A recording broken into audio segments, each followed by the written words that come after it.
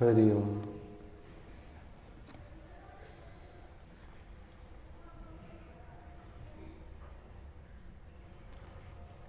वंदे गुरूणां चरणारविन्दे संदर्शित स्वात्मसुखावबोधे जनसे जांगुलिकायमाने संसार हालाहलं मोह शांतये पुंडलीक वरदा हरि विठ्ठल श्री ज्ञानदेव तुकाराम पंढरीनाथ महाराज की जय।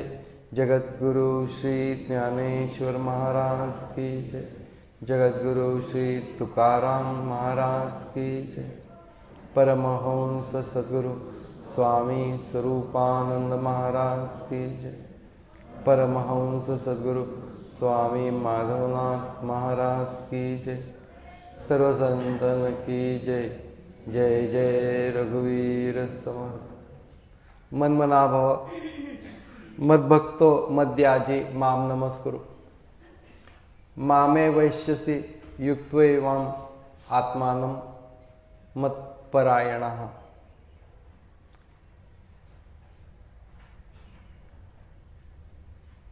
सूत्रबद्ध श्लोक आहे। जसं आपण त्याच्या अंतरंगामध्ये शिरायचा प्रयत्न करू तसं असं लक्षात येईल की सगळं अध्यात्मशास्त्र कंडेन्स फॉर्म मध्ये त्याच्यामध्ये आलेलं आहे। सुरुवात करण्यापासून ते अगदी शेवटपर्यंतच्या अवस्थेचं सगळं बीज रूपाने सूत्र रूपाने ह्या मनमनाभाव याच्यामध्ये, आणि त्याच्यामध्ये मद्भक्ता भव मदयाजी भव हे सगळ्या गोष्टी जरी पुढे सांगितलेल्या असल्या तरी सगळ्याचं मूळ सूत्र मनमनाभाव आहे। मन देवाला दिलं की संपलं बास। मग एखादी व्यक्ती फारसं काही करत नसेल पण मन तिचं देवाशी निगडीत आहे अशी जर का असेल, बाह्यता कुठल्याही प्रकारच्या पूजेमध्ये नाहीये, उपचार पद्धतीमध्ये नाहीये। मोठ्या मोठ्या लोकांच्या बाबतीमध्ये असं होतं। जेव्हा एकनाथ स्वामींना दृष्टांत झाला की तुझे गुरु असे जनार्दन म्हणून आहेत, लहानच होते हे एकनाथ स्वामी, 10-12 वर्षाचे असते, आणि ते गुरुचा शोध घेत होते। दृष्टांत झाला त्यावेळेला ते गडावरती होते, अधिपती होते, आणि ते शोध काढत काढत काढत गेले। त्यावेळेला तिथं विचारलं तर जनार्दन स्वामी कोण आहेत म्हणून, तर ते म्हणलं, शेवटी अगदी त्यांच्या पत्नीपर्यंत गेले तर त्यांनी सांगितलं जनार्दन आहेत परंतु स्वामी वगैरे काही नाही, साधी पूजा सुद्धा करत नाहीत म्हणले, साधी पूजा सुद्धा करत नाही। सगळे लोक उठण्याच्या अगोदर त्यांची साधना पूर्ण होत असते, आणि मग लौकिक व्यवहाराप्रमाणे लौकिक व्यवहार चालू असायचा। पण त्यांची ती योगाची उच्च अवस्था आहे ते घरात देखील माहिती नव्हते। आमचे सुरू होण्याच्या अगोदर सगळीकडे वाटा।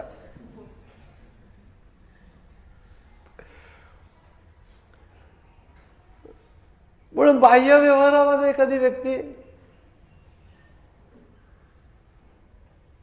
पूजेसारखं काही कर्म करेल, एखादी व्यक्ती करणार नाही। मनाची प्रकृती ज्याची जशी जशी असेल त्याप्रमाणे। म्हणून भगवद्गीता सगळ्यांना मान्य असते, कारण की अमुक एक गोष्टीची कंपल्शन नाही आहे त्याच्यावर। मनमनाभाव हे सगळे पद जी बघितली आपण एकदा थोडासा अभ्यास पद्धतीने ह्याच्याकडे बघायला पाहिजे।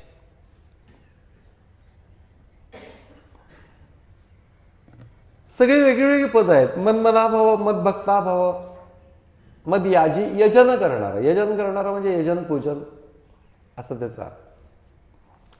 मदयाजी भव माम नमस्कुरु मला नमस्कार करणारा तरी हो. म्हणजे असं सगळं मन देवाला उक्त देऊन टाकलं, मन मनाभव, ही फार अवघड गोष्ट आहे. मग ही कशी विकसित होईल हे पुढे सांगितलेलं आहे. त्याचे वेगळे वेगळे अंग सांगितले आहेत. मद भक्ताभव, माझं थोडंसं पूजन कर, नमस्कार तरी कर, एक माम नमस्करू. माम एवैष्यसी युक्त्वा एवं आत्मानम, अशा रीतीने मत्परायण. तर मत्परायण हा जो हे जे पद आहे ते वरच्या ओळीतल्या पदांशी संबंधित आहे. म्हणजे मन मनाभव, मदभक्ताभव, मद याजी भव, माम नमस्कुरु आणि मत्परायण. मत्परायण असं झाल्यानंतर युक्त्वा एवं आत्मानम मामेव एष्यसी, मलाच येऊन मिळशील. एवढं सगळं झाल्यानंतर तो मला येऊन मिळशील असं ते सांग. असं सगळं झालं तर ईश्वर प्राप्ती होणं तशी सामान्य गोष्ट नाही, अत्युच्च गोष्ट जीवनातली. आणि त्यासाठी एकंदर घडण कशी असायला पाहिजे ते सांगतायत. तर मनमनाभव याच्यामध्ये सगळ्या वृत्ती आहेत. सगळ्या वृत्ती देवाशी जोडणं, देवाशी संबंधित होणं. म्हणजे विचार आहेत त्याच्यामध्ये. मदभक्ताभव याच्यामध्ये भावना आहे, प्रेम आहे, प्राधान्याने. मदभक्ताभव. मद याजी भव याच्यामध्ये कर्म आहे. माम नमस्कुरु याच्यामध्ये स्वतःला अर्पण करणं. मत्परायण हा याचा अर्थ आधार किंवा आश्रय देव मानणं आहे. म्हणजे अंतिम गती, आधार, आश्रय देव मानणं. म्हणून प्रत्येक पदाला वेगवेगळी छटा आहे. आणि अशा रीतीने अंतःकरण देवाशी युक्त होणं हा योग आहे. अशाने काय होईल तर परमात्मा स्वरूप प्राप्त होईल. माम एव एष्यसी. म्हणून प्रत्येक पदाची छटा वेगळे. माझे जे काही विचार आहेत ते सगळे. पण हा प्रॅक्टिकली कसा होईल भाग हे आपल्याला बघायचं.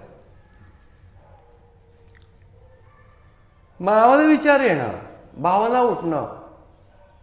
राम माझी माय कही भेटे येईल, वोरसे देईल आलिंगन. मला राम केव्हा भेटेल, अशा प्रकारचा विचार मनामध्ये.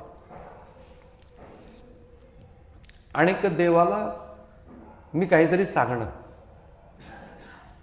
संबंधित विचाराने होणं हे झालं. पण अगदी जवळून संबंधित केव्हा होतो माणूस, जेव्हा तो देवाशी बोलत असतो तेव्हा. संभवामी युगे युगे हे वचन येणे समाधान होत नाही. समर्थ म्हणलं संभवामी युगे युगे या वचनाने समाधान होत नाही. होत नाही देवा श्लाघे येणे जिणे, कर्म हे भोगणे दिना जायचंय. याने काही जिणं सार्थक झाल्यासारखं कौतुक करावं असं वाटत नाही, श्लाघ्यवान होत नाही, सज्जनांनी कौतुक करावं असं नाही. प्राप्त कर्म एखाद्या जोखड घातल्यासारखं करतो, हे बरोबर नाही. दिना ऐसे कदा काळी हे न व्हावे. आता समर्थांची वाणी आहे, दिना काळी ऐसे कदा काळी न हे व्हावे, समर्थची व्हावे मुख्य पद. मुख्य म्हणजे अंतःकरणाची मुख्य ठेवण आत्मस्वरूपी राहावी. मुख्य पद म्हणजे आत्मस्वरूप. मुख्य पद दृढ धरून या देवे, निश्चळची व्हावे दास म्हणे. म्हणजे आत्मध्येच राहतो. माझं जे मन आहे ते आत्मस्वरूपी राहून, म्हणजेच तू त्या ठिकाणी स्थिर करून दे,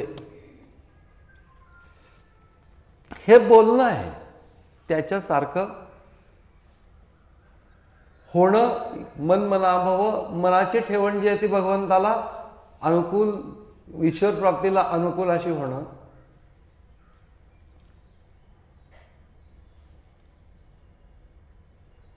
ईश्वरासारखी मनाची ठेवण कधी कधी असं वाटतं की असं कसं होईल.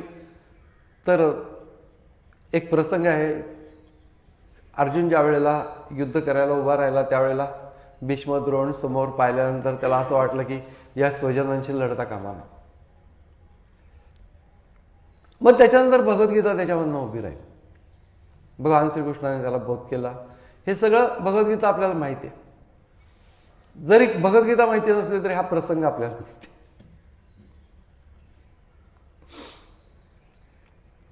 आणि नंतर युद्ध समाप्त झाल्यानंतर पुढे या धर्मराजाला खूप अस्वस्थता निर्माण झाली. त्यावेळी व्यासाने त्याला सांगितलं की तुम्ही अश्वमेध यज्ञ करा. त्याला अस्वस्थता निर्माण झाली की माझ्यामुळे हा संहार झाला वगैरे. आता व्यास हे ज्ञानी पुरुष होते, पण त्यांनी का सांगितलं सगळ्यांना अश्वमेध यज्ञ करायला, की त्यावेळेला तो अश्वमेध यज्ञ हे खूप मान्यवर यज्ञ समजला जात.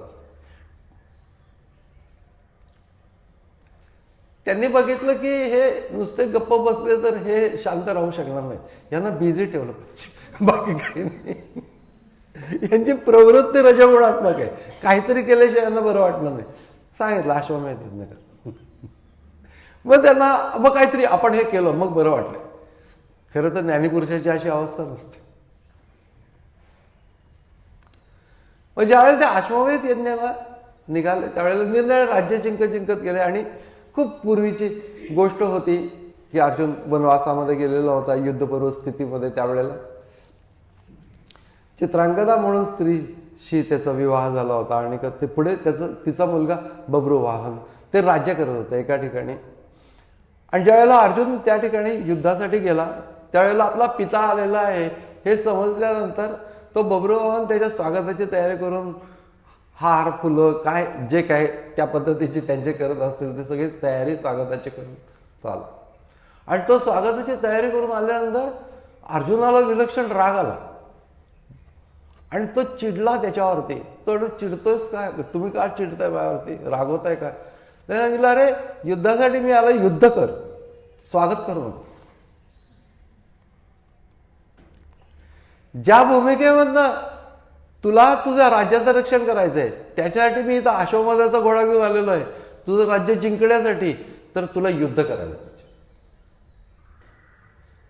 आणि मग त्या बब्रुवाहन तो शूरच होता, त्याने युद्ध केलं, अर्जुनाचा पराभव केला. तेव्हा अर्जुन खुश झाला. आता बघा की जो अर्जुन असं म्हणत होता की हे स्वजन पुढे उभे आहेत मी युद्ध करणार नाही, त्या अर्जुनाला आपला मुलगा आपल्याशी युद्ध करत नाही याचा राग आला. कारण की मनमनाभव कृष्णासारखी मनोधारणा होऊन गेली होती त्याची.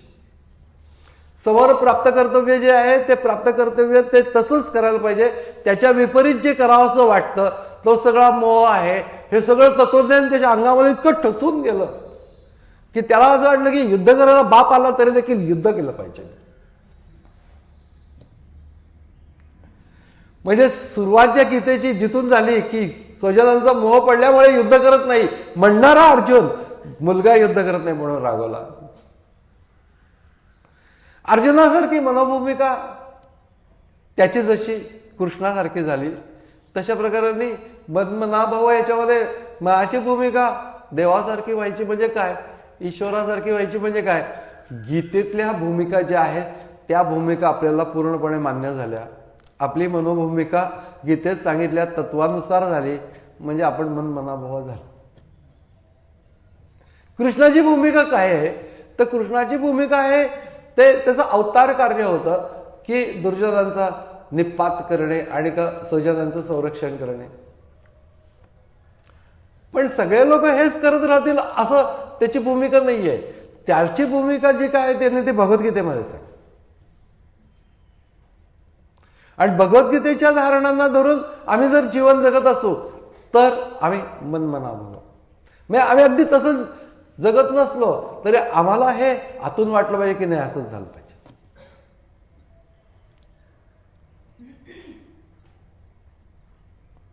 मागे हा प्रसंग सांगितला होता की ज्या वेळेला इंदिरा गांधी त्या राजनारायणांच्या बरोबर निवडणूक त्याच्यामध्ये त्या हरल्या आणि तो मोठा भाग होता की ते अशक्यच वाटत होतं परंतु ती गोष्ट झाली. आता जसं अमेरिकेतल्या निवडणुकीत झालं तसं. आणि त्याचं काउंटिंग ज्या वेळेला चालू होतं, त्या काउंटिंग चालू होतं तेव्हा तो पोलिंग ऑफिसर होता, त्याला लक्षात आलं की या हरतायत म्हणून, आणि सारखे वरतून हायकमांडमधनं फोन येत होते की काउंटिंग बंद करा. तो अस्वस्थ झाला. दुपारच्या वेळेला आता त्याचा निवास जवळच होता आणि त्याची बायको होती ती कृष्ण भक्त होती.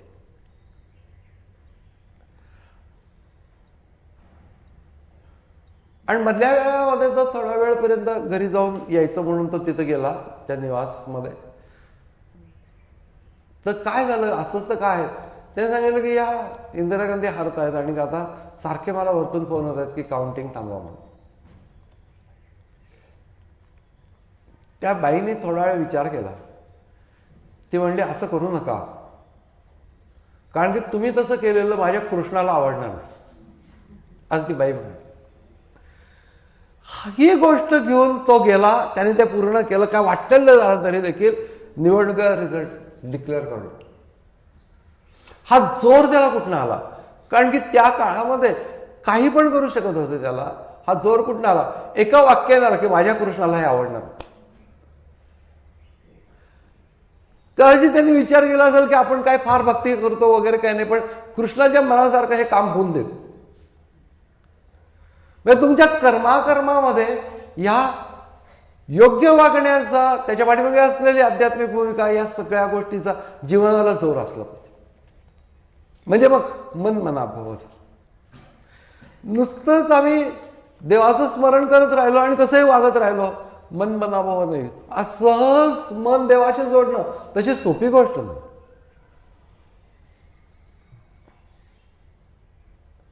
गोंदवलेकर महाराजांच्याकडे तो मुलगा आला होता आणि त्यांनी सांगितलं की मी जगातली सगळी आश्चर्य पाहिली. तेव्हा महाराज म्हणले की जगातले 3 आश्चर्य मी इथंच पाहिलेत म्हणले, कुठं न जाता. कुठले काय आश्चर्य?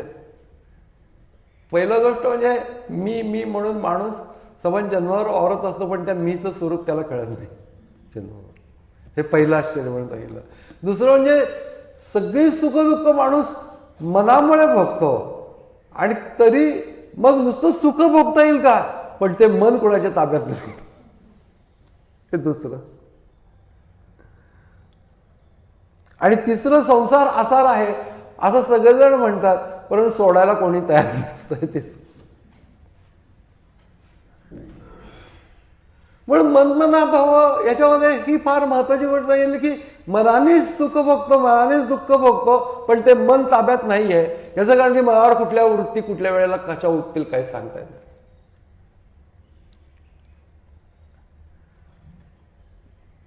पण एकाग्र करण्याचा जो प्रयत्न आपण छोट्या छोट्या साधनांच्या मधनं करतो, अगदी श्रवणापासून ते मन अर्पण करायची क्षमता निर्माण होणे आत्मनिवेदन याच्यामध्ये, तर अगदी बारीक बारीक होऊन लक्ष द्यायचं म्हणजे लक्ष द्यायचं.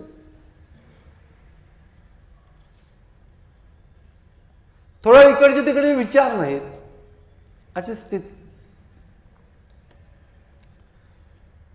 एका ग्रंथात म्हणलं की ऋषिकेशला प्रवचन चाललेलं असतं आणि खूप रंगलेला होता आणि सगळेजण तल्लीन. त्याच्यामध्ये 2 मित्र आलेले असतात आणि एक प्रवचन झाल्यानंतर असं म्हणतो की गंगेवरून थंड पाण्याच्या वरनं अशा थंड वायूच्या लहरी किती छान येत होत्या, शीतल लहरी येत होत्या. तर दुसरा म्हणतो तुला कसं कळलं? तुला कसं कळलं म्हणजे तुझं लक्ष तिथं कसं गेलं की थंड वाऱ्याच्या लहरी येतात का काय हे मला कळलंच नाही. हात तल्लीन झालेला मनमनाभाव. किंवा प्रेमामुळे तल्लीन होणं. तुळशीदासाने कधी सांगितलं की रामाच्या 12 कळा आहेत आणि कृष्णाच्या 16 कळा आहेत. असं सांगितल्यानंतर हो का म्हणले, मी तर एकच कळा जाणत होतो, 12 कळा अजून 11 कळा मला माहिती नाहीत. मी कृष्णाच्या 16 विसरूनच गेले. त्यांचं कंपॅरिझन कोणतरी करतोय याच्या भानगडीतच पडले नाहीत. मीच कुठे जाणले रामाला अजून एकच कळा जाणतोय कशी बशी, त्याच्या अजून 11 कळा आहेत. याच्या कौतुकामध्ये ते विसरून गेले. म्हणून प्रेम जर का असेल तर मनमनाभाव होऊ शकतो. इतर भानगडीत नकळ. देवा माझे मन आणि तुझे चरण एकत्र करूनच दिलेली गाठ. माझं मन आणि तुझे पाय एकत्र करून गाठ दिलेली आहे. होणार ते होगा सुखे पंढरी राया, कासे शेणता वाया वेळा, काय व्हायचं ते होईल, तू शेण करून घेऊ नकोस. म्हणजे मी ज्ञानाच्या प्रांतात जात नाहीये, मी मुक्त कसं होणार याचं तू शेण करून घेऊ नको. माझी या अदृष्टी ऐसेची पै आहे, माझं भाग्यच असं आहे, सेवावं तुझे पाये जन्मजन्म. माझं भाग्य असं की मी मुक्त होणार नाही, मी भक्त होऊन राहणार. असता निरंतर येणे अनुसंधाने, प्रारब्ध भोगणे गोड वाटे. तुझ्या बरोबर आहे एवढं पुरे आहे मला. मुक्त वगैरे होण्याचा विचारही नाही माझ्या मनामध्ये. तुलाच त्रास होतोय मी मुक्त का होत नाही म्हणून, तर नाही होणार मी मुक्त, मी भक्त होऊन राहणार आहे. हृदय तुझे नाम, हृदय तुझे रूप, वदनी तुझे नाम, बुद्धी हे निष्काम धरली देवा. नावा म्हणे तुझी पावले चिंतता, झाली कृतकृत्यता जन्मोजन्मी. जन्मोजन्मी मी कृतकृत्य होऊन पुन्हा जन्म घेतलेला आहे. ही गोष्ट देवाशी बोलताना ही पहिल्यांदा गोष्ट सांगितली की तुझे चरण आणि माझं मन यांची गाठ देऊन टाकलेली. मनमनाभाव देवाबद्दल हा जो भाग आहे, स्वतंत्रपणाने विचार येणं, स्वतंत्रपणाने विचार येणं जेव्हा सुरू होतं की केव्हा आपल्याला ईश्वर प्राप्ती होईल, कशी आपल्याला ईश्वर प्राप्ती होईल, आपल्या दररोजच्या व्यवहारामध्ये काय करायला लागेल, अजिबात वेळ मिळत नाही त्याच्यामध्ये वेळ कसा काढता येईल, हे ज्या वेळेला विचार यायला लागतात त्यावेळेला मन देवाशी गुंतायला लागलाय असं समजा. ऐकत असतो माणूस, वाचत असतो, हे सगळं करत असलं तरी देखील ते तेवढ्यापुरतं असतं. चिंतन करत असतो, ज्या वेळेला स्वतःचं चिंतन करत असतो, स्वतः मनन करत असतो, त्यावेळेला त्याचं मन देवाशी जास्ती जोडलं जातं. कारण वाचन करत असतो त्यावेळेला कुणाचा तरी विचार ऐकत असतो, ऐकत असतो त्यावेळेला दुसऱ्याचे विचार ऐकत असतो. पण ज्या वेळेला मी स्वतः एकटा असतो त्यावेळेला माझ्या डोक्यामध्ये देवाचे विचार यायला लागतात, त्यावेळेस समजायचं की मनमनाभाव होता. समजून घ्यायचं आहे तर महापुरुषांचे जीवन चरित्र बघितले तर असं लक्षात येईल की इतकं देवाशी ते संबंधित होते.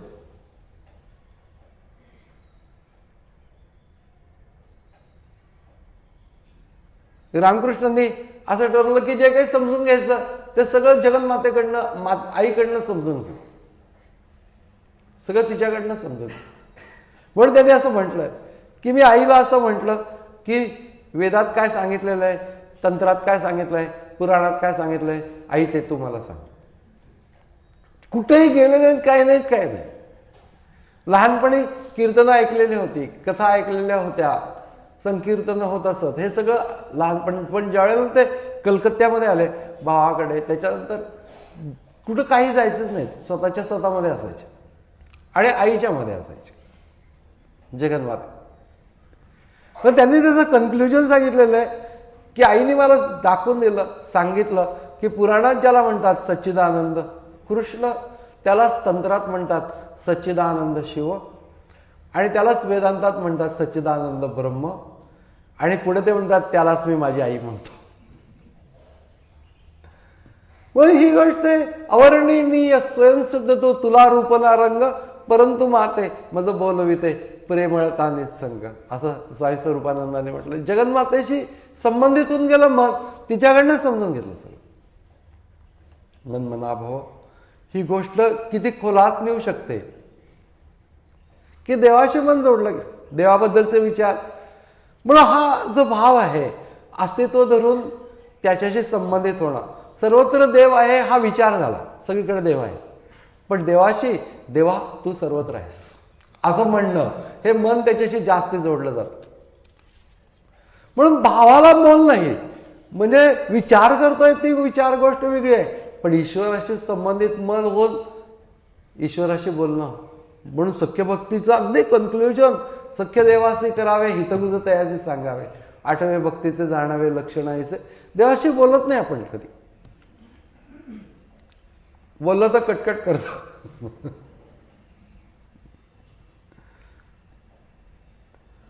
तुकाराम महाराजांनी म्हटलं की जर का खरंच दास झालास तर तुझ्या बरोबर बरोबर देव राहील. तुका म्हणे दासा देव सरीसा सरीसा.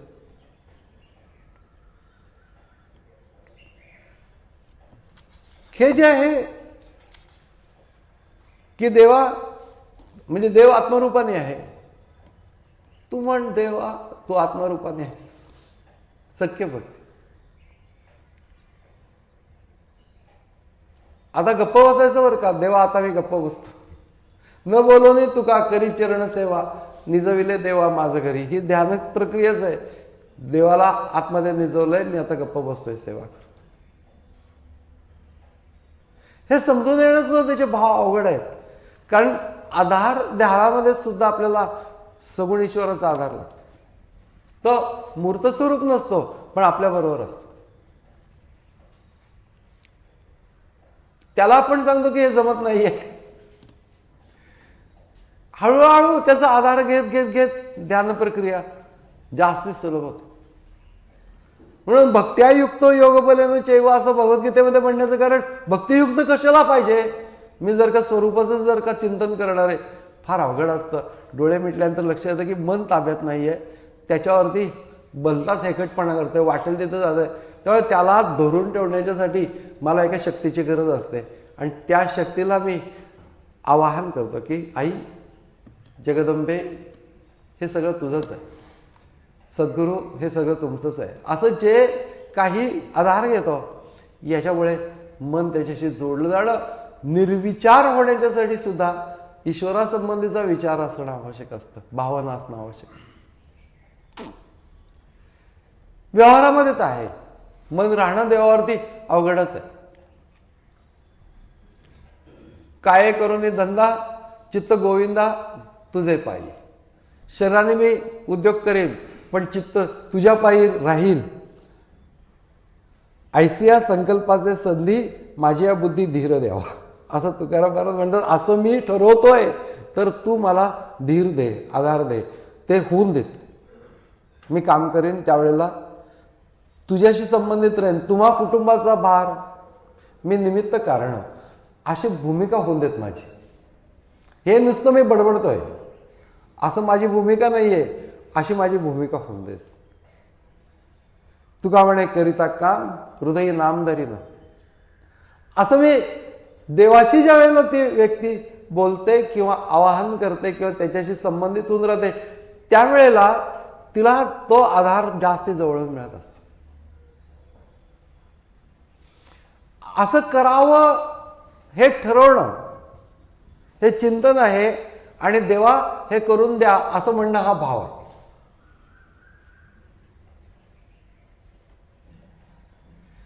म्हणून मनमना भाव याचा अर्थ देवाशी मन जोडण्याची कला प्राप्त करून घेतलेला हो. नुसतं मन देवाशी जोड नाही, देवाशी मन जोडण्याची कला प्राप्त करून घेतलेला आहे. कुठल्याही वेळेला होऊ शकतं. आम्ही एखाद्या वाहनावरून जात असलो मन देवाशी संबंधित होऊ शकतं. कुठल्याही व्यवहारामध्ये ते होऊ शकतं. म्हणून मनमना भाव ही अत्यंत व्यापक अशा प्रकारची साधन आहे. जसं नामस्मरण ही अत्यंत व्यापक साधन आहे तशी ही मनमनाभाव त्याच्यातला सूक्ष्म भाग अस्तित्व धरून देवाचं राहणे. कारण की ही गोष्ट करतो काय आपण त्याच्यामध्ये ईश्वराचं अस्तित्व धरून राहतो. शेवटी आपल्याला यायचंही कुठे आहे, आपलं अस्तित्व आणि देवाचं अस्तित्व हे एकच आहे हे अनुभवणं. आणि हे अनुभवण्यासाठी ईश्वराचं अस्तित्व सदोदित मनामध्ये राहणं हे मनमनाभाव करून देतं.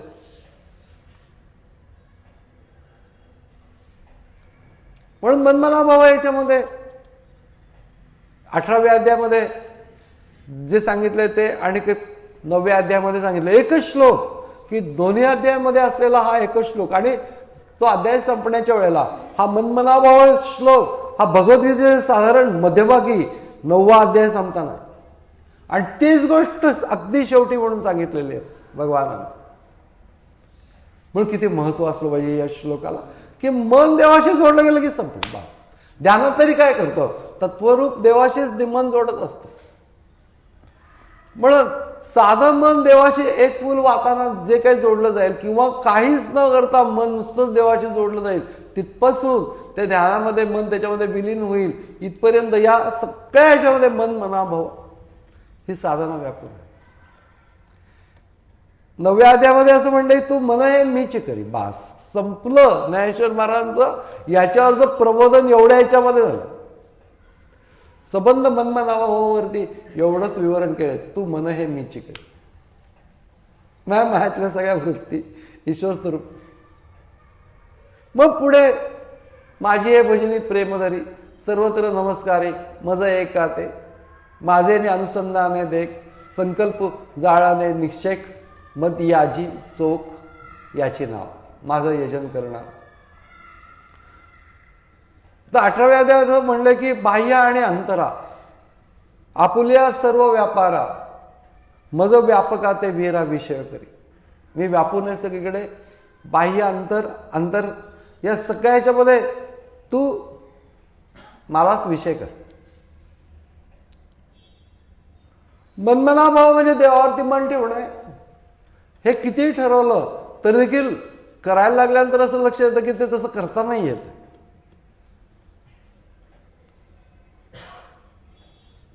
म्हणून मनावरच्या वृत्तींचा प्रवाह नियंत्रित करण्याची क्षमता विकसित करणे हे मनमनाभावामध्ये आहे.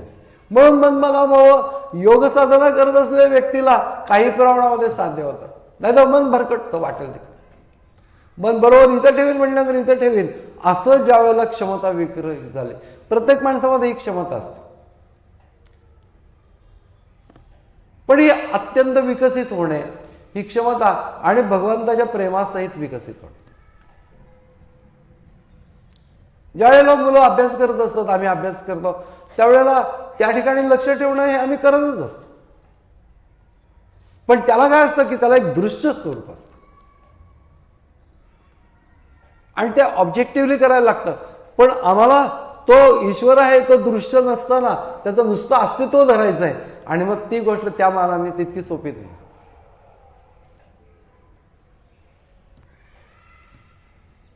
चित्ते मीची झाले मियाची प्राणे झाले जीवो मरो विसरले. ज्यावेळेला प्रेमासहित ही व्यक्ती करते त्यावेळेला 10व्या अध्यायामध्ये म्हटलं बुधा भाव समन्वित ज्ञानी भाव समन्वित ज्ञानी यांचं वर्णन करत असताना चित्ते मीची झाले मियाची प्राणे झाले माझ्यानेच ते तृप्त झाले जिओ मरो विसरले बोधाची या बोली. ईश्वर बोधामध्ये राहण्याच्या मुळे जगणं मरणं जगतोय मरतोय हे पण भान नाहीये. माते विश्वी कथित कथतेने तोषे कथू विसरित. जगामध्ये माझ्याबद्दलच बोलतात, बोलता बोलता त्याच्या प्रेमामध्ये ती कथा पण विसरून जातात आणि मग त्याच्यामध्ये स्वतःला पण विसरून जातात. त्या विसरा माझी वीरता अंगे जीवे. म्हणजे भक्तांची स्थिती कशी होते ते सांगत असं कंपल्शन करून ते होत नाही की हे कर ते कर ते कर ते कर. मनानेच घ्यायला लागतं. पुढचा जो भाग आहे मदभक्ताभाव अवघडच आहे, कारण की मनमनाभाव ही तर सर्वव्यापी गोष्ट आहे आणि तीच मुख्य गोष्ट आहे. पण मदभक्ताभाव हे त्याच्याही पेक्षा अवघड गोष्ट आहे, कारण की मन त्याच्यावर ठेवण्याचा प्रयत्न तरी आपण करू शकतो पण प्रेम आतमध्ये निर्माण कसं होईल. कंपल्शनली आम्ही ठरवतो की हे करायचं ते करायचं, सकाळी उठल्यावर देवाचं नाव घ्यायचं वगैरे वगैरे सगळ्या गोष्टी यांत्रिकपणाने होत. होऊ देत असं ते म्हणतात की होऊ देत, यांत्रिकपणाने का होईना पण होऊ देत. पण फार हार्शली या गोष्टी सांगू नये. स्वतःच्या मनावर पण हार्शली आपण काय करू शकत नाही, सौम्यपणाने करू शकतो. म्हणून तर समर्थांनी मना सज्जन असं म्हणलं.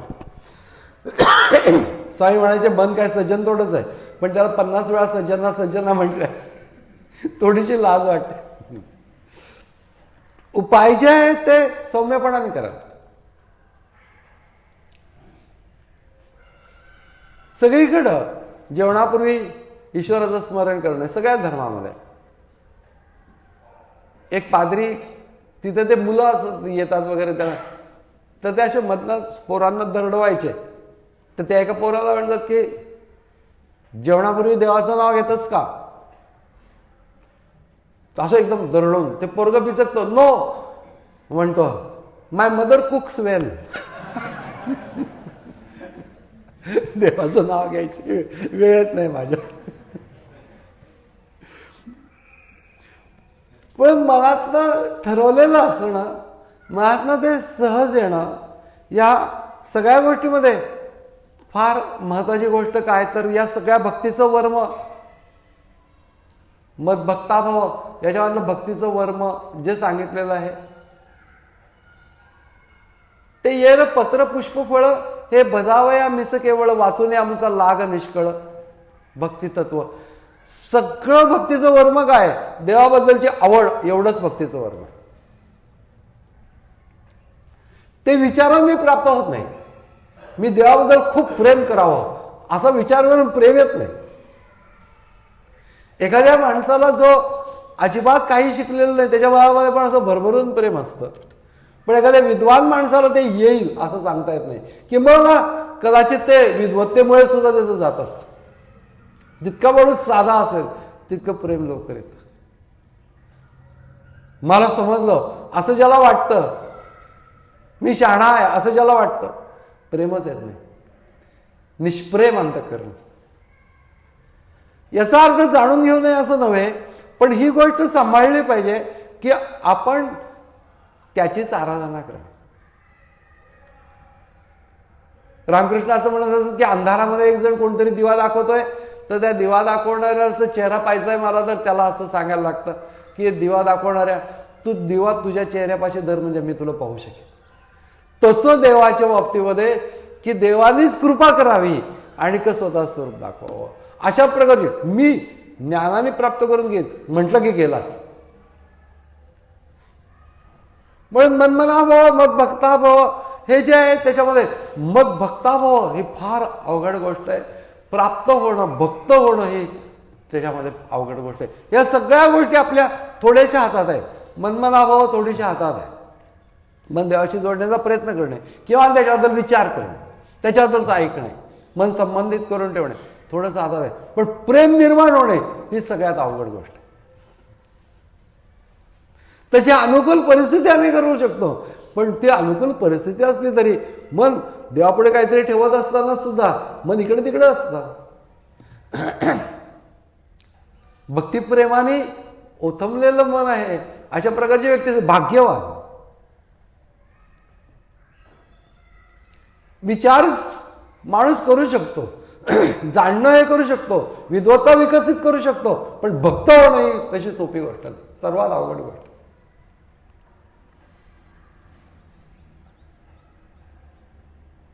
देवालाच मन जोडलेलं आहे आणि त्या प्रेमामध्ये सगळं विसरून गेलंय, अगदी अवघड गोष्ट. स्वतःचा पण विसर पडतोय ही त्याच्यापेक्षा पलीकडची अवघड गोष्ट. कलावती देवींचं उदाहरण की त्या फुलांची माळ करत होत्या, जुईच्या फुलांची माळ करत होत्या आणि त्या हार करत होत्या, कृष्णाला घालायचं. आणि ते पाय त्यावेळेला त्यांचा दुखत होता म्हणून कोणतरी एक मुलगी पायाला तेल लावत होती, चोळत होती. या हार करतायत आणि त्या हार करता करता इतके तल्लीन होऊन गेल्या, हार संपत आला, आता कृष्णाला घालायचा ही जी भूमिका आहे त्याच्यामध्ये इतक्या तल्लीन होऊन गेलेल्या होत्या. त्या कृष्णाचं स्मरण, कृष्णाचं स्मरण, कृष्णाचं स्मरण. आणि त्यामध्ये ते तल्लीनतेमध्ये त्या उठल्या, म्हणले की तू इथंच पायाला तेल लावत बस, मी हार घालून येतो. विसरूनच गेले की आपल्या पायाला तेल लावते. अशक्य कोटीतली गोष्ट आहे. म्हणजे तल्लीनता कशी असेल, मनाची आवड कशी असेल, देवाच्या बद्दलचा भाव कसा असेल, इमॅजिन करता येत नाही.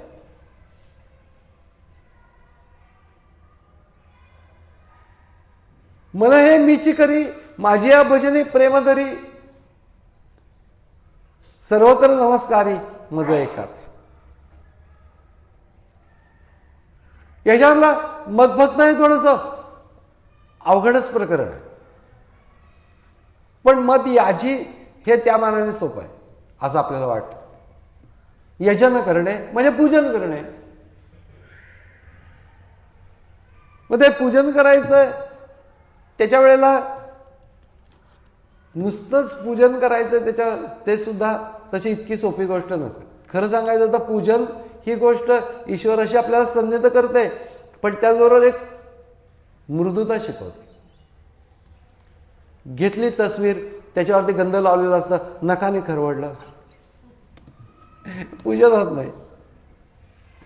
ओलं फडकं घेणं, त्याच्यावरती पाण्याचा थेंब देणं, सावकाशपणाने ते ओलं होऊ देणं, त्याच्यानंतर ते पुसणं, वेळ कुठे? नखाने. मग यज्ञ आहे ती पण तशी सोपी गोष्ट नाही. ज्यावेळेला आम्ही करू त्यावेळेला आपल्या असं लक्षात येईल की आम्ही फार घाईघाई करतो आहोत. आमचा तिथं भावच नाही की हा देव आहे, ही मूर्ती आहे असा आमचा भाव आहे. मूर्ती आहे असा भाव असणं आणि हा देव आहे असा भाव असणं, या गोष्टीसाठी वेळ जास्ती लागत नाही, पण भाव त्या ठिकाणी असणं. ते ल.रा. पांगारकर गुलाबराव महाराजांच्या बरोबर वावरत होते आणि त्यावेळेला त्यांनी एकदाच त्यांच्याकडची पूजा करायची होती म्हणून म्हणले कर तू आज पूजा. म्हणून त्यांनी त्या ल.रा. पांगारकरांनी कृष्णाची मूर्ती काढली, तामनामध्ये ठेवली आणि त्याच्यानंतर ते ठेवताना थोडा आवाज झाला. त्यावेळेला यांचं अंग शहारलं. अरे का करतोयस? म्हणले काय करतोय? तामनात मूर्ती ठेवताना आवाज नाही झाला, सौम्यपणाने ठेवली पाहिजे. आता एवढा कुठला सौम्यपणा? माझा लहानपणचा मित्र जर सांगितलं की आमच्याकडे तो पूजेला यायचा, पूजा करायचे, ते मुलं गरीब असायचे आणि ते पूजा करून, लहानच होता, शिक्षण करायचे, तर तो पूजेला यायचा. आमच्याकडे खूप देव होते आणि तो सकाळी झाला 7 वाजता. एकदा मला 7च्या आतमध्ये मला म्हणलं की 5 घरची पूजा करून आलो. 5 घरची पूजा आत्ता 7च्या आतमध्ये? हो म्हणला. काय नाही, सगळे लोक झोपलेले असतात, गंध घ्यायचं 5 बोटांनी 5 नाही. आता ती मजा मिळून सोडून दे. पण आम्ही करताना काय करतो आहोत तर ते त्याच्या ठिकाणी गंध लावताना तितकं एकाग्र होत आहे का? प्रत्येक गोष्ट म्हणजे तुम्ही स्नान करतानाच पूजेची तयारी व्हायला पाहिजे. स्नानामध्येच ते स्तोत्र सुरू झाले पाहिजे. त्याच्यानंतर ज्या वेळेला मंत्र म्हणतोय मनामध्ये नामस्मरण करतच पूजेला गेलं पाहिजे. पेपर वाचून एका बाजूला पूजेला जायचं नाही. पेपर अगोदर आलेला असलं तरी वाचायचा नाही. मनामध्ये ईश्वराच्या संबंधित विचार घोळत घोळत घोळत त्याच्यापर्यंत गेलं पाहिजे. त्या ठिकाणी असणाऱ्या सर्व कृतींच्या मध्ये अत्यंत मार्दव असलं पाहिजे. मन सगळं त्याच्याशी जोडलं पाहिजे. मध्ये आधी बोलायचं नाही काही. घरामध्ये इतरही चर्चा करायची, तू आज काय करणार आहेस ब्रेकफास्टला? मी पूजा करून घेतो.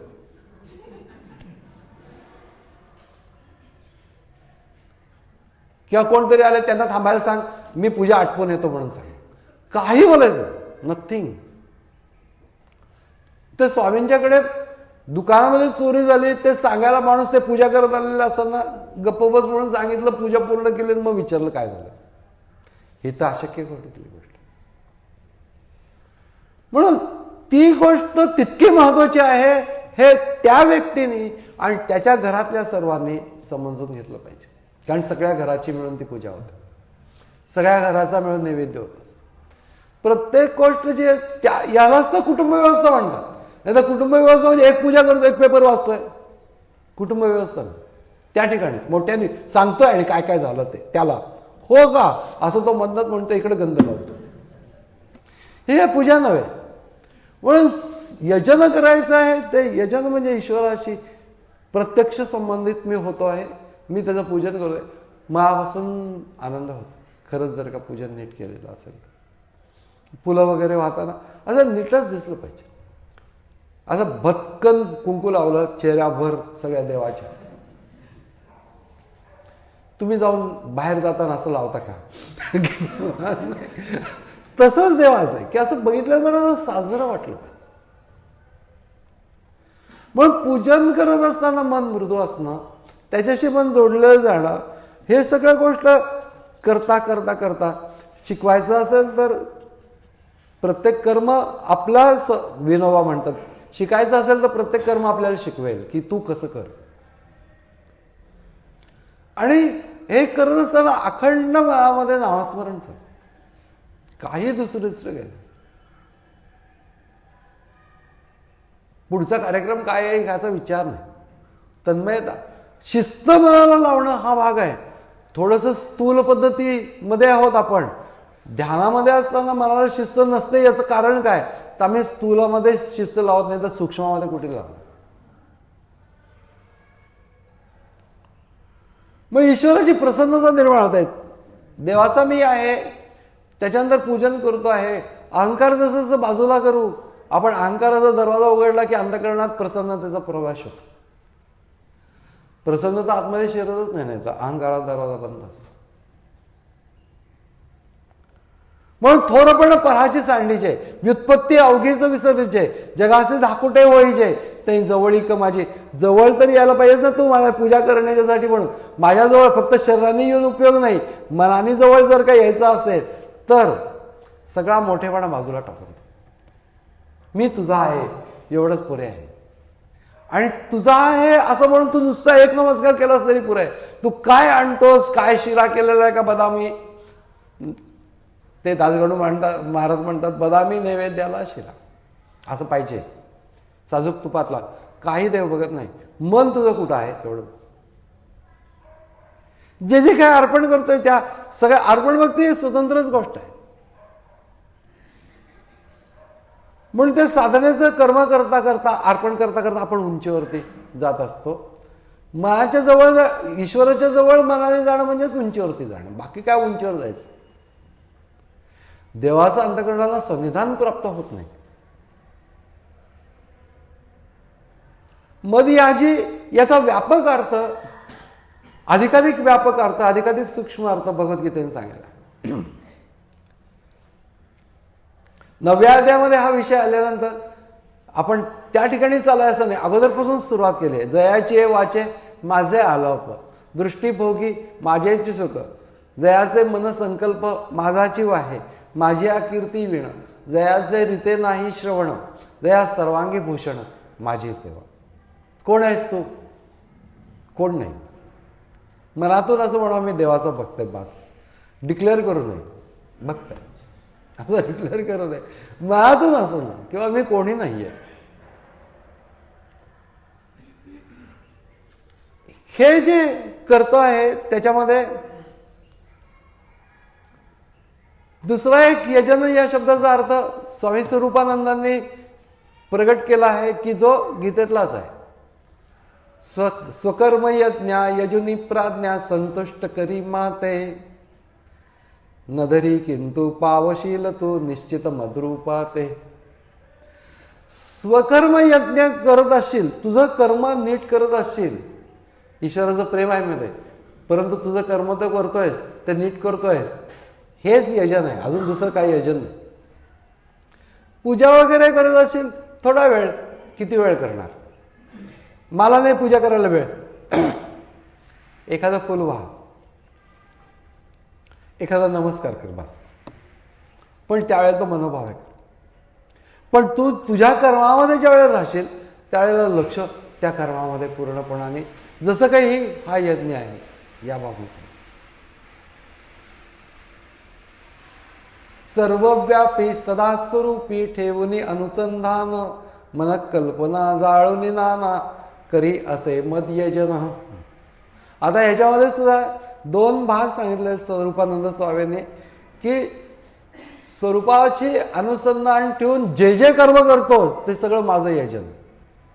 हे अजून सूक्ष्म भाग आहे. आत्मस्वरूपाशी संबंधित राहून जे काही कर्म करशील ते सगळं माझं यजन. म्हणून यजनाचा व्यापक अर्थ जसं सांगितलं की सर्व कृती मला वाहिलेल्या असू द्या. डोळ्यांनी काय कर, तर मग मीची डोळा देखिला, जी कानी मीची ऐकिला, मनी मी भाविला, वाणीला वाचा, वाणीने त्याचंच वर्णन करतो. सर्वांगी सर्वा ठाई मीची नमस्कारिला जिही, पाप दान पुण्यादिके जे काही ते सावियाची मोहरा. ज्याने अध्ययन सुद्धा कशाचं केलं तर माझंच अध्ययन केलं, नंतर तृप्त कशाने झाले तर माझ्यामुळेच तृप्त झाले. कशामुळे तुम्ही तृप्त आहात? काही नाही, तृप्तीचं कारण एकच आहे की देव अंतरामध्ये माझ्यामुळे तृप्त झाले. जो काय अहंकार अंगामध्ये बाळगतायत तो अहंकार सुद्धा काय आहे तर मी देवाचा आहे हा अहंकार, एवढाच अहंकार. जे अहंकार वाहता अंगी आम्ही हरीचे भूषवा वया लागे. आम्ही देवाचे आहोत हा अहंकार बाळगतो. म्हणजे मी देवस्वरूप आहे याच्यापेक्षा मी देवाचा आहे असं म्हणणं, गोंधळकर महाराज म्हणायचं मी कोणीतरी आहे असं म्हणण्यापेक्षा मी कोणाचा तरी आहे असं म्हणणं जास्त सोपं आहे. मी देवाचा आहे. भक्तभूमिकेमध्ये त्याच अवस्थांच्यामध्ये आपण जात असतो, परंतु अत्यंत स्मूथली जात असतो.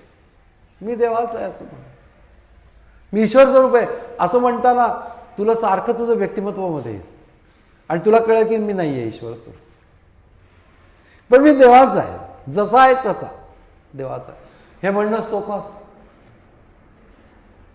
पण ह्या सगळा भाग जो आहे ते या श्लोकामध्ये किती शिकवण आहे बघा, की मन्मनाभव मद भक्ताभव मद याजीभव. मद भक्ताभव तर आपल्याला पाहायचंच आहे, पण यजन करणं थोडंसं करावं, जरूर करावं. लोभ केला तर एकाचाच लोभ केला, ईश्वर प्राप्तीचा लोभ. कामना धरली तर देवाची कामना धरली. आणि इतकंच नाही तर भूल पडली ते देखील देवाच्यामुळे जगताची भूल पडली, अशा प्रकारचं भ्रम त्यांना झालेला आहे. तो भ्रम झाला तरी देवाचाच भ्रम, म्हणजे असं भ्रमिष्ठ असं नव्हे, परंतु ईश्वराच्या अनुसंधानामध्ये जगाच्या सर्व गोष्टी विसरून गेले. अशी काही काळ अवस्था तरी व्हावी, थोड्या वेळपर्यंत आपल्या उपासनेपुरती तरी काम. म्हणून यजन करत असताना शांतपणा पाहिजे. देवाशी आपण संबंधित होतो आहोत, त्यालाच ते अर्पण करतो आहोत. धूप दीप सगळं काही त्यावेळेला मन त्याच्याशी जोडलेलं असतं. नुसती एक उद्बत्ती लावली तरी देखील मन त्याशी जोडलेलं असतं. पण शांतपणाने करावं, प्रेमाने करायला पाहिजे. हे नाही ते नाही म्हणून त्रागा करत करत करत पूजा करणारे लोक असतात. कापूरच नाही सापडला, भडकला, कापूर पेटायच्या ऐवजी हात पेटला. अशा प्रकारची जी पूजा आहे, दणादणा भांडी आपटायची, असं जर का केलं तर ते यजन काय कामाचं. मार्दव अंतःकरणामध्ये येऊन देवाचं सान्निध्य मिळणं हा जो भाग आहे तो पूजेतला, ही गोष्ट इतर कुठल्याही उपासनामध्ये इतक्या प्रमाणामध्ये होते.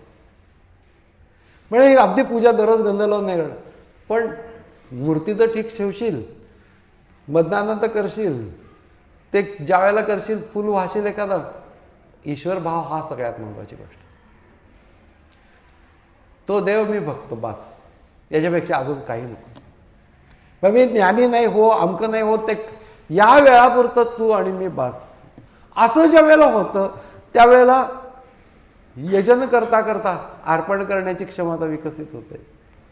आणि सगळ्यात शेवटी यजन करताना त्यांनी अर्पण काय केलं तर सगळं काय काय काय काय अर्पण करता करता शेवटी स्वतःलाच अर्पण केलं की मी तुझा आहे. मग सतत मी तुझं नाही राहणार आहे, पण या क्षणी तुझा आहे.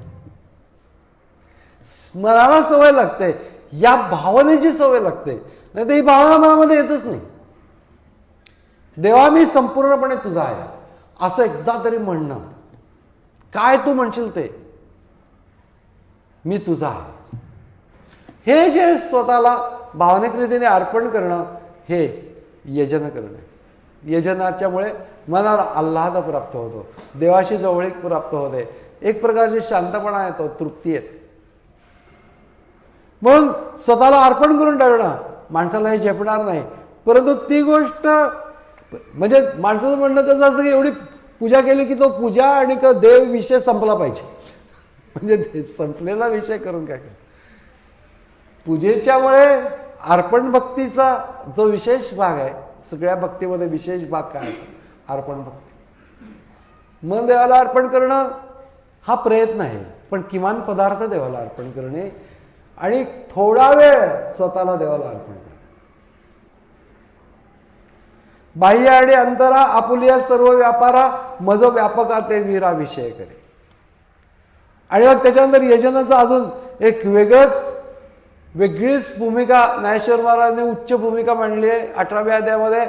जे जे काही इतरांना तू मदत करत असशील ते तर सगळं माझं यजन आहे. आता बघा की तिथं गंध नाहीये, फुल नाहीये, पण मी कुणाला तरी हात देतो आहे हे म्हणले की माझं पूजन आहे.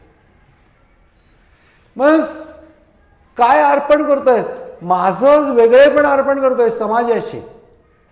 तो माझा आहे, मी त्याला मदत करणार.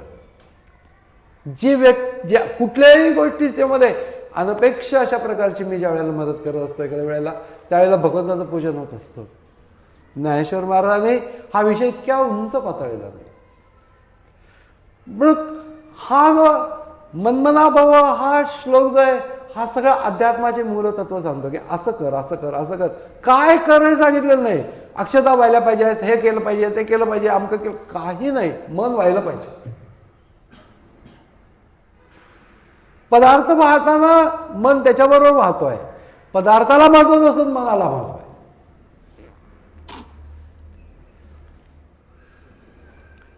आणि यजनाची व्यापक व्याख्या सांगत असताना सर्वांगाने म्हणलं की वारा जसा आकाशात असतो तसा, काही तो वाहिला तरी आकाशात असतो, त्याच्यानंतर तो स्तब्ध असला तरी आकाशात असतो, तसं तू सर्व कर्मामध्ये माझ्यात राहा म्हणजे माझं यजन. सर्व कर्मामध्ये देवामध्ये राहणे हे त्याचं यजन आहे. तुझं मन माझं घर करून टाक. तुझ्या काळाने माझं श्रवण होऊ देत. तुझी दृष्टी संतांवर पडू देत. तुझी वाचा माझं नाम घेत राहू देत. कर्मेंद्रिय हात पाय माझ्यासाठी काम करू देत. हे सगळं तर यजन आहेत. पण जे जे काही तू आपल्या माणसांना आणि पराव्यांना जे जे काही सहाय्य करशील त्याने माझं यजन होतं. म्हणून यजन हा भक्तिभावात्मक अर्पण करण्याचा भाग, पूजा करण्याचा भाग, या सगळ्या गोष्टीच्या बरोबर समाजामध्ये वावरत असताना सगळ्या समाजाला हात देणे, एका प्रकाराने समाजाची सेवा करणे, कुणाचीही सेवा करणे, ईश्वराचं यजन. म्हणजे उंच भाव या ज्ञानेश्वरीमध्ये जसा प्रगट केला तसा अन्यथा कुठेही प्रगट केला. यजन म्हणजे यजन, पूजा. पण तया सर्वात्मका ईश्वरा, सगळ्यांच्या मध्ये तो ईश्वर आहे हे जाणून, तया सर्वात्मका ईश्वरा स्वकर्म कुसुमांची वीरा, पूजा केली होय अपारा तोषा लागे. सगळ्यांना तोष व्हावा, आनंद व्हावा, त्यांची उन्नती व्हावी याच्यासाठी म्हणून त्यांना जे जे काही सहाय्य करतो ते सगळं माझं पूजन भगवानाचं. उदात्त भाव आणि माम नमस्कुरू ही गोष्ट तर इतकी सूक्ष्म आहे की सर्वत्र नमस्कारी मजा एकात. नमस्कार घालताना महत्वाचा भाग म्हणजे नमस्कार म्हणजे नम्रता. कारण नम्रता ही गोष्ट नाही आहे नुसताच नमस्कार आहे. धारण केलेली नम्रता वेगळी असते. निवडणुकीच्या पूर्वी लोक नमस्कार करत आपल्या घरी. धारण केलेली नम्रता, नमस्कार ही नम्रतेचा एक भाग आहे. त्याच्यामध्ये वंदन करणे, त्यात माझा मोठेपणा बाजूला ठेवणे. प्रत्येक ठिकाणी अध्यात्मातली प्रगती कोणत्या मापात मोजता येईल तर बेलसरे बाबांनी असं एका ठिकाणी म्हटलंय, it can be counted in terms of vanishing of ego. अहंकार कमी होण्यामध्ये अध्यात्मातली प्रगती अतिशय सुंदर. मग नमस्कार याच्यामध्ये स्वतः मोठेपणा बाजूला ठेवणे. मी भक्त ही भूमिका यजनामध्ये आहे, त्याच्यामध्ये अहंकार बाजूला ठेवूनच भक्त होतो. पण नमस्कारामध्ये प्रत्यक्षता स्वतःचा अहंकार पूर्णच बाजूला टाका. आणि की त्याचं उदाहरण गोंदवलेकर महाराजांचे एक शिष्य पुढे संन्यासी झाले आणि त्यांना पत्र लिहिण्याची वेळ आली महाराजांना. आणि महाराज त्यांना पत्र लिहिताना आता बघतात लोक की कसं लिहितात वगैरे. महाराज लिहिलं, स्वामी साष्टांग नमस्कार. माझा शिष्य आहे, मी त्याला नमस्कार कसं करू? काही भानगडच नाही. संन्यासी हा जगतवंदे आहे, ही भूमिका आहे आपल्या धर्माची. आणि त्यानुसार स्वामी साष्टांग नमस्कार गोंधळगरवारांनी लिहिलं आपल्या शिष्याला. त्यांचा मोठेपणा किती असेल महाराजांचा, हे विचार करा की नम्रता किती असेल. माझा शिष्य काही नाही. हीच गोष्ट कलावती देवीच्या बाबतीमध्ये एकदा झाली होती की एक भक्त त्यांना असं म्हणलं की एखादी गोष्ट आमच्याजवळ असली तरी आमची मान ताठ असते, आणि तुमच्याकडे एवढ्या गोष्टी आहेत, संगीत आहे, गायन, त्याच्यानंतर प्रबोधन करणं आहे, देवाच्या बद्दलचं प्रेम आहे, सर्व प्रकारच्या गोष्टी आहेत, किती म्हणून कला आहेत तुमच्याजवळ, तर तुमची मान सारखी खाली का असते? त्याच्यावर ते म्हणले काय करू रे, जिकडे पाहते तिथे कृष्ण उभा दिसतो, म्हणजे माझी मान आपोआप खाली. आता ही नम्रता आहे, हा नमस्कार आहे खरा, की देवाच्या मोठेपणापुढे माझा मोठेपणा नाही असं वाटणे, नम्र होणे, हा नमस्कार. पण हा श्लोक इतकं काही गोष्टी शिकवतो. मान नमस्कारू सर्वत्र नमस्कारी हे जे आहे त्याच्यामध्ये रामकृष्णांच्याकडे एक जण आलेला होता की भयंकर क्रोधाविष्ट असायचा तो माणूस, तिथे जवळपास असलेला साधू, आणि का तो चिलमीसाठी म्हणून विस्तो मागायला आला आणि असं भडकायचा तो भयंकर. तर सगळेजण कुणीतरी त्याला सांगितलं की आतमध्ये आत्ता विस्तो नाही, पण हे रामकृष्ण तो जाईपर्यंत हात जोडून उभे होते. आणि मग तो गेल्यानंतर कुणीतरी त्यांची मजा केली की काय तुमचा मोठा भाव त्या साधूबद्दल. त्याच्यावर ते एवढंच म्हणले, अरे तमोगुणी नारायण, तमोगुणी नारायण, तमोगुणी आहे पण नारायण. त्याच्याशी असंच वर्तन करायचं असतं. म्हणून मान नमस्कार याच्यामध्ये नमस्काराची जे साधनं सांगितले, नमस्कार असं वेचावे न लगे, नमस्कार असं कष्टावे न लगे, नमस्कार असं काहीच न लगे, उपकरण सामग्री काही लागत नाही. नमस्कार नमस्कार आहे कृपा उचंबळे, नमस्कार आहे प्रसन्नता प्रबळे, नमस्कार आहे गुरुदेव ओळे साधकावरी, निशेष करिता नमस्कार, नासती दोषांचे गिरीवर, आणि मुख्य परमेश्वर कृपा करो. निशेष नमस्कार हा एक शब्द घालून ठेवलेला आहे. नमन म्हणजे देवाला एक नमस्कार करावा रोज, मनोभावे, मन त्याच्या ठिकाणी ठेवणे, तो समर्पणाचा क्षण मिळवणं. काही नाही, नमस्कार करायचं त्यावेळेला काही मागायचं नाही.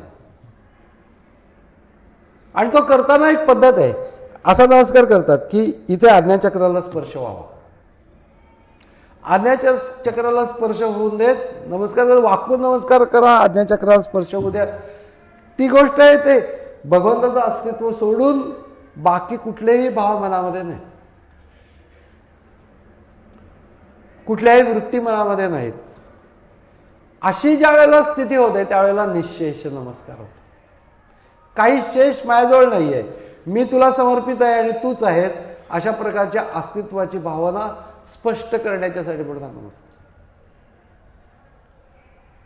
क्षणभर 4-5 क्षण असे आपल्याला मिळाले, समाधान वाटतं. आपण मूळ स्वरूपावरती नकळत येतो, आपल्या नकळत आपण आपल्या अस्तित्वावरती येतो. देवाचं अस्तित्व, आपलं अस्तित्व क्षणभर मन नाही अशी अवस्था निर्माण होते. म्हणूनच त्याला न मन असं म्हटलेलं. व्यवहारिक भाग आहेच आहे. नमस्कार आहे लीनताकडे, नमस्कार आहे विकल्प मोडे, नमस्कार आहे सख्यकडे नाना सत्पत्रांशी, हे झालं. पण जे सांगायचं आहे ते इथं सूक्ष्म आहे, आणि ती गोष्ट की त्याचा एक स्थूल भाग आहे, तो सोयीस्कर भाग आहे की हात जोडणे, रोजच्या व्यवहाराच्यासाठी नमस्कार करणे. पण म्हटलंय इथं म्हटलं की माम नमस्कार, मला नमस्कार कर. तर माम नमस्कार म्हणजे व्यवहारात नमस्कार करताना आपण कुणाला तरी नमस्कार करत असतो, तेव्हा आपण अशी भावना ठेवू शकतो का की जो काही नमस्कार होतो तो ईश्वरालाच होतो. म्हणून रामदास स्वामींना शिवाजी महाराजांनी विचारलं होतं की तुम्ही काहीतरी मागा, काही घेत नाही आहात तुम्ही, तर मग शिवाजी महाराजांना रामदास स्वामींनी मागितलं की तुझ्या राज्यामध्ये मोगली पद्धतीने एकमेकांना कोरणीसात करतात, त्याच्याऐवजी लोक एकमेकांना भेटतील त्यावेळेला ते रामराम म्हणतील, एवढं तू आज्ञा कर. मग सगळीकडे प्रसृत झालं, तेव्हापासून राम राम सुरू झालं. आणि समर्थांचा भाव आहे की रामच रामाला भेटतोय, समोरचा जो आहे तो राम आहे, मी राम आहे, राम रामाला भेटतोय म्हणून राम राम असं दोनदा म्हणायचं. म्हणजे ती व्यक्ती ईश्वर आहे समोरची हे मन मानणार नाही. जोपर्यंत आपल्याला ती आवडणारी व्यक्ती असते ते एकाच वेळेत मानेल, पण आवडणारी व्यक्ती नाही, मन मानणार नाही. म्हणून त्या व्यक्तीला नमस्कार केला तरी मनोमन हा नमस्कार ईश्वराला करायचा, मान नमस्कार. जो काही नमस्कार करशील तो ईश्वराला नमस्कार करशील. सासूबाईंना नमस्कार करते आहे असं दिसेल, पण मनोमन मी माझ्या रामाला नमस्कार. सासूबाई खुश, राम आनंदी आणि आत्माराम स्वानंदी. पण ते त्यांना सांगायचं नाही की तुम्हाला नमस्कार नाही केला, रामाला नमस्कार. आकाशात पतितं तोयम यथा गच्छति सागरम सर्व देव नमस्कार केशवम प्रति गच्छति. सगळ्या देवांना नमस्कार केला तरी त्या एका परमेश्वरालाच पोचतो. सर्व देवाचं नमस्कारिले ते एका भगवंताचं पावलं. कोणत्याही देवाला नमस्कार हा परमात्मा भावनेने करणे. कृष्णाला नमस्कार केला, मारुतीला नमस्कार केला, गणपतीला नमस्कार केला, दत्ताला नमस्कार केला, शंकराला नमस्कार केला, रामाला नमस्कार, कोणत्याही रूपाला नमस्कार केला तरी का मनामध्ये परमात्म्यालाच नमस्कार आहे. त्याचं रामरूप आहे, त्याचं शंकर रूप आहे, त्याचंच विष्णू रूप आहे, जे काही रूप असलं परमात्म्याला नमस्कार. म्हणून परमेश्वराला माम नमस्करू, परमात्म्याला. म्हणून मग देवळामध्ये, देवघरामध्ये वगैरे कितीतरी देव असतात. भगवान शंकराचं देवालय असेल तिथं गणपती असेल, रामाचं असेल तिथं मारुती असेल. पण नमस्कार सुरुवातीला रामाला करतोय, मारुतीला करतोय हे तर होईल, पण मनाला सवय लावली तर ईश्वराच्या रामरूपाला, ईश्वराच्या मारुती रूपाला, ईश्वराच्या शिवरूपाला, ईश्वराच्या नंदी रूपाला, ईश्वराच्या गणपती रूपाला, म्हणजे परमात्म्यालाच नमस्कार. मग हा देव आमचा नाही, तो देव आमचा नाही वगैरे असले सगळे जे काही विकल्प असतात ते मनातून निघून सर्वत्र नमस्कार आहे. मजा एकात मी एकच सर्वत्र आहे, विविध रूपांनी आहे. हळूहळू सर्व संत सत्पुरुष परमात्मा, ओळखीची माणसं मनामध्ये भाव नमस्कार करताना परमात्म्याला नमस्कार करतोय असं येऊ शकेल का? ईश्वराला नमस्कार करतो येऊ शकेल का? म्हणून नमस्काराच्या मध्ये जितका मी सूक्ष्म जाऊ तितकं सूक्ष्म जाईल. कुणालाही नमस्कार केला तरी मनामध्ये ईश्वरालाच नमस्कार, माम नमस्कार. म्हणजे देवाच्या रूपाच्या पलीकडे, देवांच्या रूपाच्या पलीकडे जसं परमात्मा तत्व आहे तसं माणसांच्या प्रकृतीच्या पलीकडे चैतन्य तत्व आहे आणि त्याला माझा नमस्कार आहे. अशी ज्या वेळेला भाव विकसित होतो त्यावेळेला परमात्म्याला, ईश्वराला नमस्कार करताना प्रकृतीचा पडदा मनावरून दूर होतो. पण हे जमलं की प्रत्येक नमस्कार ईश्वराला होऊन पृथकत्व जे आहे ते पृथकत्व संपून एकत्व होईल. सर्वत्र नमस्कारी मज एकात. अनुभवण्याचा विषय आहे की ध्यान साधना करणाऱ्या व्यक्तीला हे अनुभवण्यासारखं आहे की मनावरच्या वृत्तींना वळण जसं आपण लावत असतो ती क्षमता जशी विकसित होते, अवधान स्ववरती ठेवण्याची क्षमता विकसित होते, तशी जशी मना मस्तकामध्ये स्पंदनं निर्माण होत असतात. ती स्पंदनं जाणवत असतात. शांतपणे नमस्कार केला तर थोड्याच वेळामध्ये अवधान स्ववरती जातं. तुम्ही शांत नमस्कार करून बघा, अवधान मस्तकामध्ये जातं. त्याच्यामध्ये अंतरात्मा या भावनेचा देखील भाव असतो. तोच देव ज्याला मी नमस्कार करीन तो अंतरात्माच्या स्वरूपामध्ये सुद्धा आहे. जो समोर आहे तोच आतमध्ये आहे.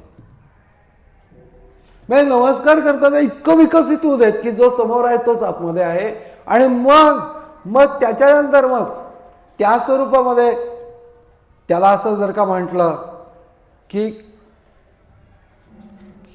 इथं जर म्हटलं की युक्त्वा एवम आत्मान, अंतःकरण युक्त होऊन जाणे. आपण एवढा वेळ देतच नाही, तर आपण उभ्या उभ्या कसं तरी नमस्कार करतो आणि देवापासून मोकळे होतो, नाही तर काहीतरी मागतच बसतो. परंतु या ठिकाणी अस्तित्वाचा भाव धरून परमात्मा बोधाने नमस्कार करताना शांतपणाने आपल्या इथे पण ती स्पंदनं जाणवतात.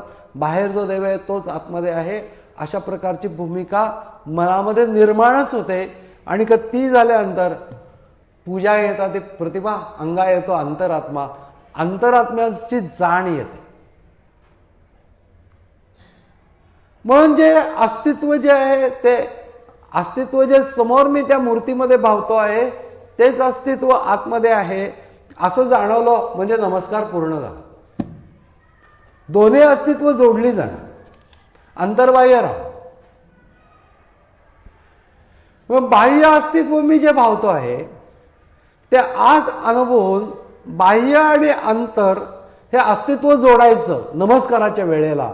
ते बाह्य त्याला मी समर्पितच आहे, तो समोरच आहे, सगळीकडे त्याचं अस्तित्व आहे आणि आतमध्ये त्याचंच अस्तित्व आहे. अशा प्रकारचं अनुभवून ते अस्तित्व जोडल्याने नमस्कार पूर्ण होतो. हात जोडण्याने त्या प्रक्रियेची नुसती सुरुवात होते, परंतु ज्या वेळेला अस्तित्व जोडलं जातं त्यावेळेला नमस्कार. म्हणून महानमस्कारू याच्यामध्ये ही सगळी प्रक्रिया आहे. अस्तित्वाची जाणीव म्हणजे संवित. अखंडानंद स्वामींनी असं म्हटलेलं आहे कि स्वयं प्रकाश संविद ही परमात्मा के रूप में भास रहा है.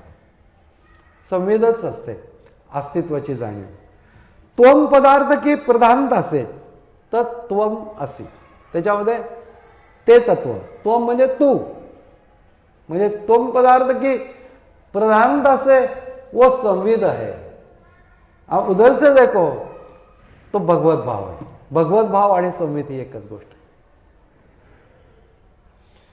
कारण भगवत भाव म्हणजे सुद्धा ईश्वराच्या अस्तित्वाचा भाव आणि संवित म्हणजे सुद्धा माझ्या अस्तित्वाची जाणीव. या दोन्ही अस्तित्वाचं स्वरूप एकच आहे. आणि ज्यावेळेला मी नमस्कार करतो त्यावेळेला हे अस्तित्व जे मी भावतोय ते आणि आत आहे ते, हे ज्या वेळेला ते अस्तित्व एक होऊन जातं नमस्कार पूर्ण झाला. अशी अवस्था आम्हाला नमस्कार करताना दररोज एकदा प्राप्त झाली, समाधान होतं. स्वामी म्हणे पायी ठेवीन मी माता तेणे माझ्या चित्तात समाधान. पण ते माता पायी ठेवीन मी माता त्यावेळेला या अस्तित्वाची जाणीव बाह्यतः जे भावतोय ती आणि अंतरात असलेली ही एकच होऊन गेलं की काही काळ 2 क्षण देवाशी एकरूपता आपण अनुभवतो. हा नमस्काराचा जो अनुभव आहे तो रोज घ्यायला पाहिजे. त्याला जास्त वेळ लागत नाही, पण मनाला तिथंच ठेवायचं, त्याचं अस्तित्व भावायचं, माझं अस्तित्व आणि त्याचं अस्तित्व एक करून काही काळ त्याच्यात राहायचं. नमस्कार यांनी समाधान पूर्ण होतं. म्हणून प्रत्येक पद जर बघितलं, मनमना भव, मदभक्ता भव, मद याजी भव, माप नमस्करू आणि मग मतपरायणा हा त्याच मालिकेमधला आहे. तर मदभक्ता आणि मतपरायणा हे आपल्याला बघायचं पुढच्या वेळेला बघू. हरिओम तत्सत.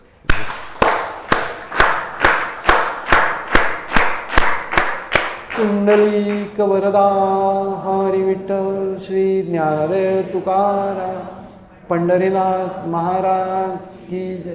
जगद्गुरु श्री ज्ञानेश्वर महाराज की जय. जगद्गुरु श्री तुकाराम महाराज की जय. परमहंस सद्गुरु स्वामी स्वरूपानंद महाराज की जय. परमहंस सद्गुरु स्वामी माधवनाथ महाराज की जय. सर्व संतन की जय. जय जय रघुवीर समर्थ. नमितो योगी थोर विरागी तत्वज्ञानी संत तो सत्कविवर परात्पर गुरु ज्ञानदेव भगवंत. ओम.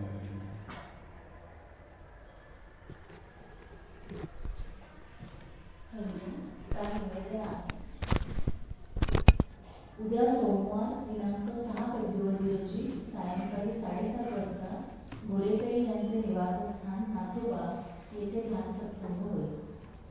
या महिन्यात स्वरूप योगाश्रम गिरीवन येथे शिबिर होणार नाही याची कृपया सर्व साधकांनी नोंद घ्यावी.